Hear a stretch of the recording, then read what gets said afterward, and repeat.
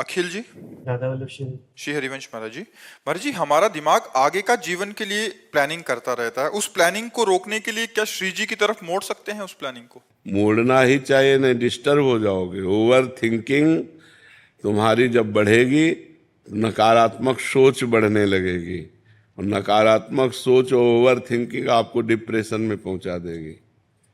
क्या होगा, ऐसा ना हो जाए, कहीं ऐसा ना हो जाए, ऐसा हो जाएगा, फिर ऐसा हो जाए। वो सोच सोच सोच के सारी ऊर्जा शक्ति नष्ट हो जाती है और आदमी डिप्रेशन में पहुंच जाता है। हमको कल के लिए नहीं सोचना, हमारा अभी का समय ठीक जाएगा तो हमारा भविष्य अच्छा होगा।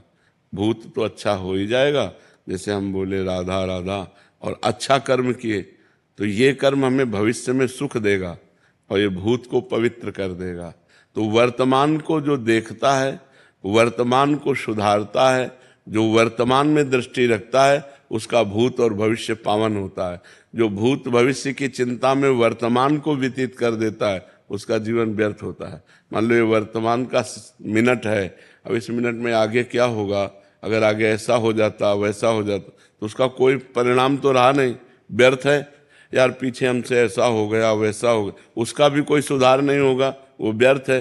सुधार होना है, राधा राधा राधा वर्तमान में बोलो और अच्छे कर्म करो, भूत भविष्य की चिंता का त्याग कर दो। भगवान कह रहे अनन्यस चिंतयन्तो माम ये जनाः पर्युपासते तेषाम नित्याभियुक्ता नाम योगक्षेमम वहाम्यहम।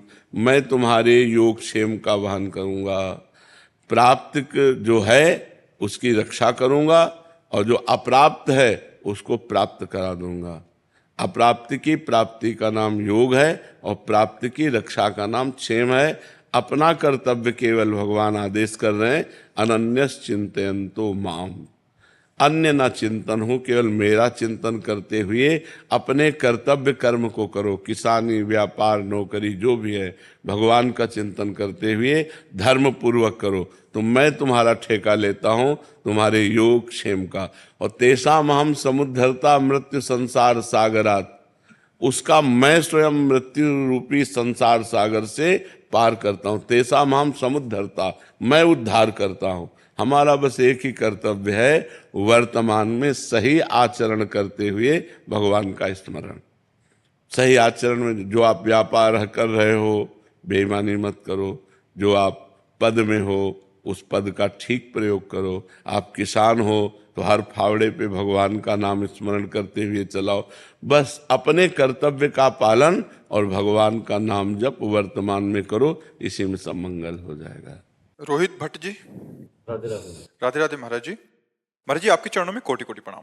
महाराज जी, जो हमारे पूर्व जन्म के प्रारब्ध के कारण हमें इस जन्म में अच्छे या बुरे भोग भोगने होते हैं, उन्हें इस जन्म में भोगते हुए हमें स्मरण क्यों नहीं हो पाता कि कौन से अच्छे या बुरे कर्मों का फल हमें मिल रहा है, ताकि हम उन भोगों को भोगते हुए माया विस्मृत कर देती है, माया विस्मृत कर देती है। जैसे 9 महीना माँ के गर्भ में रहे, 1 सेकंड की भी याद नहीं रहे तो इसी जन्म में, पूर्व जन्म की तो छोड़ो, इसी जन्म में हम माँ के गर्भ में 9 महीने रहे और हमें 9 सेकंड का विज्ञान नहीं कि किस स्थिति में हम थे गर्भ में।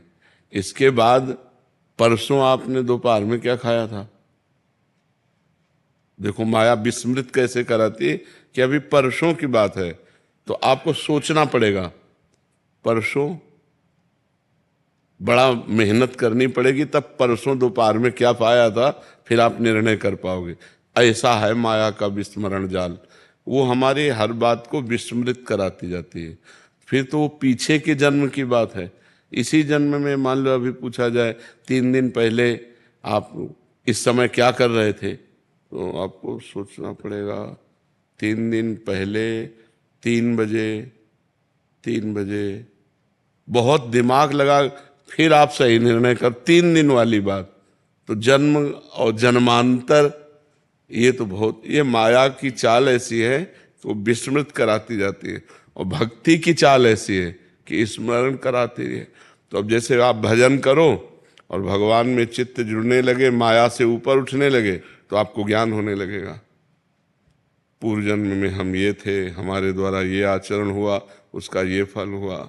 या चरणों। जितना आप भजन के द्वारा पवित्र होते जाएंगे उतने आपको स्मृति जागृत होती जाएगी, और जितना आप माया में लिप्त होते जाएंगे उतने विस्मृति होती जाएगी। ये माया का खेल है जो जन्म जन्मांतरों की कर्मों का विस्मरण करा के हमको आसक्त किए हुए इस शरीर में। ये भी शरीर छूटेगा।